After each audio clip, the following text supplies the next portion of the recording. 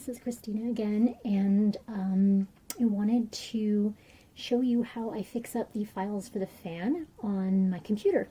This is really not my thing. I would much rather be showing you how to hand sew something, but this does require the use of a computer. So here we go. Now I do the first step in Photoshop. It's not 100% necessary, but I'm going to show you what I do in case you have access to it or other similar tools. If you open up Photoshop here, and I'm just going to go File, Open. I've got everything on my desktop, so you don't have to watch me search too long. Okay, this is one I pulled off, 1770s France. Okay, what we want to do is we want to get rid of this gray background. That's the main thing I need Photoshop for.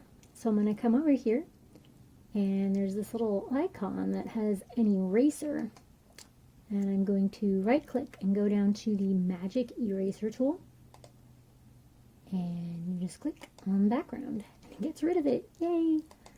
So I like to go through and get rid of as much as possible, because when this prints, I would like the edges to be white, so that if I need to fudge a little bit, I need to add a little bit of extra paper in there where the pattern isn't drawn. I want it to be white so I can color over it, especially on a pattern like this where it's very light colored.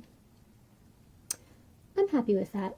So one thing in Photoshop is you have to go up to Layer and Flatten Image, and now I can save it. File. I'm just going to save it. Okay, did that save? Let me do save as, make sure it saves. There we go, yeah, because it's overwriting my other one. Yep, okay, close this. Now, a lot of the work can be done in Paint. I love Paint. So easy. Okay, so what I want to do is I want to crop as close to the sides as possible. So I'm just going to see, there's this little tiny square down here. I'm going to drag it up, right up even with that bottom. There we go. And then this one, right up even with the edge. And now, you could probably just crop it, but this is my fun little, I like to rotate it. And then do the same thing on the other side. There we go. And put it right back side up again. Okay, that looks good. I'm going to save that. That's my file. Okay.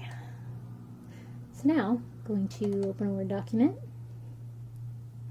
and I'm going to alter some things about this first. Well, in the layout. So first, I'm going to go to my margins. I'm going to make them 0, just because it's easier. Orientation, landscape. Size. I want 11 by 17. It's called tabloid. There we are. Great. Now, I'm going to pull. This is kind of long. Let's see. Pull my first one in here. And let's see if I can scroll out. It looks like it came in at full width, but I'm going to double check. They don't always do that. I right clicked, and then I went to size and position, and I'm going to look here, 17 inches, yes. If for some reason it doesn't say that, then you want to write 17 inches in there. Make sure the lock aspect ratio is on for this particular picture. Okay. Next thing is we're going to pull over the background. So, actually I did this in Paint. Maybe I'll show you what I do. Let's see.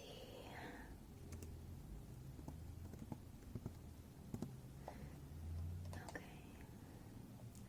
So what I do for this is optional, but I think it really adds something to the back. I will go in and I will pull out like a little tiny thing of the background, like this, and I'll crop it, and I'll try to find one where they're kind of all the same, and then I resize it really big, like